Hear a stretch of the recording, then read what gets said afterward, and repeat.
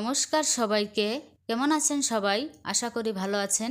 আমি ভালো আছি। আপনাদেরকে বঙ্গ কুকিংয়ে স্বাগতম। আমি আজকে রান্না করব হাঁসের ডিম কেটে নতুন আলু দিয়ে। এটি একটি দারুণ রেসিপি। চলুন আর কথা না বাড়িয়ে আজকের রেসিপি শুরু করা যাক।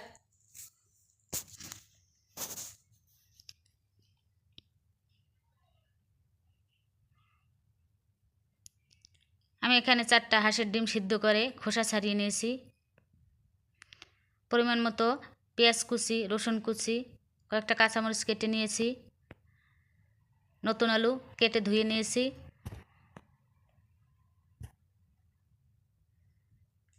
এবার একটা সুতো নিয়েছি। এবার ডিমগুলোকে কেটে নেব সুতার সাহায্যে।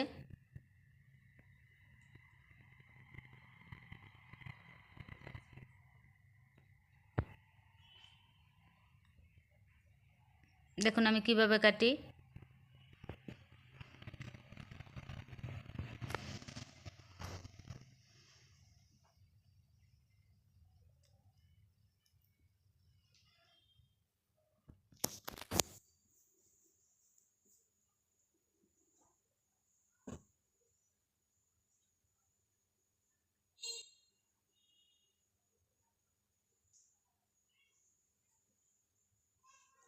আমি সবগুলো ডিম এভাবে করে কেটে নিয়েছি। এবার চুলে একটি কড়াই বসিয়ে দিয়ে কড়াইয়ে তেল দিয়ে দিব।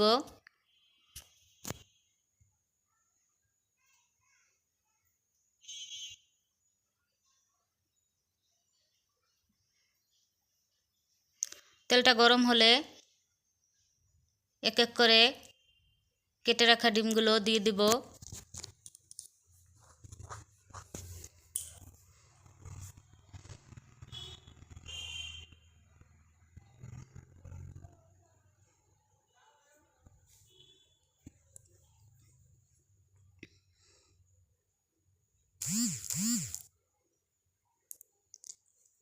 চুলার জালটা অল্প আঁচে রেখে এগুলোকে হালকা করে ভেজে নিব।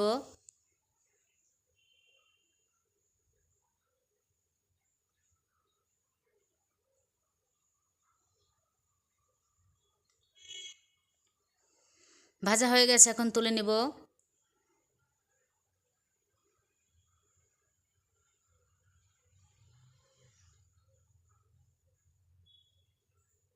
এবার কড়াইয়ের ভিতরে আরেকটু তেল দিয়ে দিব।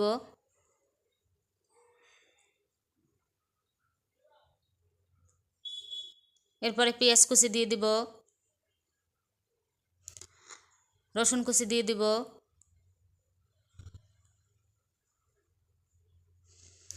এবার একটু নাড়াচাড়া করে দিব।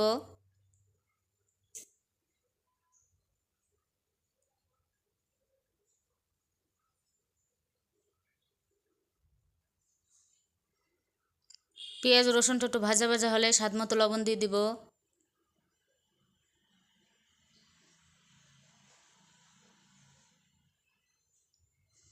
এরপর আর একটু নাড়াচাড়া করব।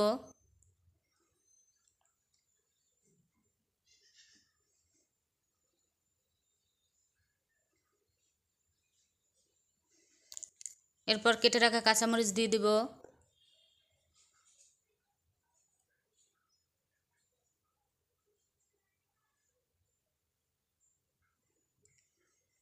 পরিমাণ মতো আদা বাটা দিয়ে দিলাম।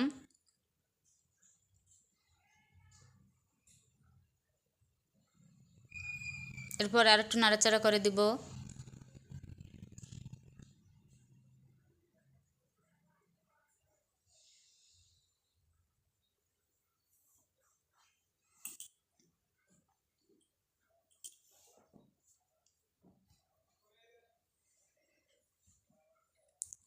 এবার আলুগুলো দিয়ে দিলাম।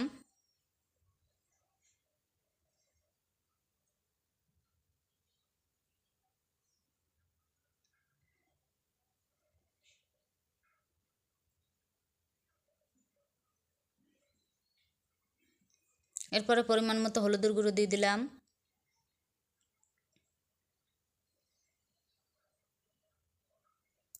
সামান্য পরিমাণ একটু জল দিয়ে দিলাম। এবার আর একটু নাড়াচাড়া করে দিব।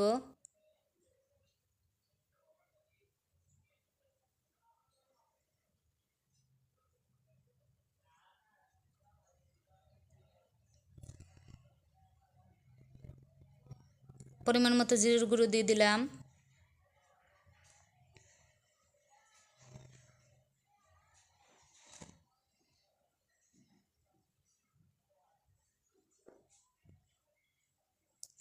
পরিমাণ মতো মরিচের গুঁড়ো দিয়ে দিলাম।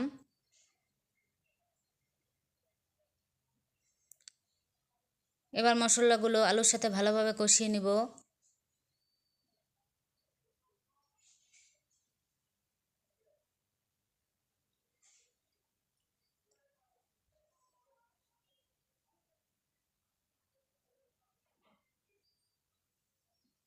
এরপরে ডিম রান্নার জন্য পরিমাণ মতো জল দিয়ে দিলাম।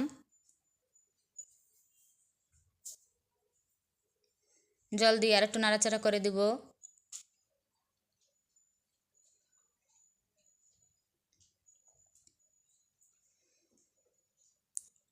এরপরে ঝোল ফুটে উঠলে ভেজে রাখা ডিমগুলো দিয়ে দিব।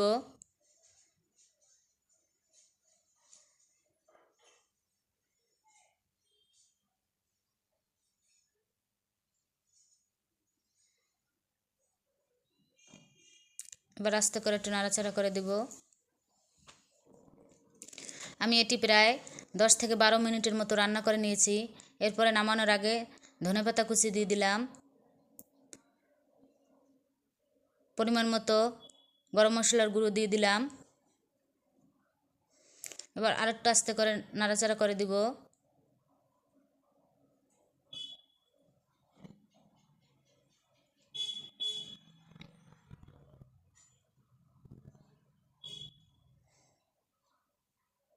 তৈরি হয়ে গেল নতুন আলু দিয়ে হাঁসের ডিম রান্না। ধন্যবাদ সবাইকে। আপনারা এভাবে হাঁসের ডিম কেটে নতুন আলু দিয়ে রান্না করে খাবেন। ভালো লাগলে লাইক, কমেন্ট, শেয়ার ও সাবস্ক্রাইব করে পাশে থাকবেন। ভালো থাকবেন। খুব তাড়াতাড়ি দেখা হচ্ছে বঙ্গ কুকিংয়ের নতুন আরেকটি রেসিপিতে।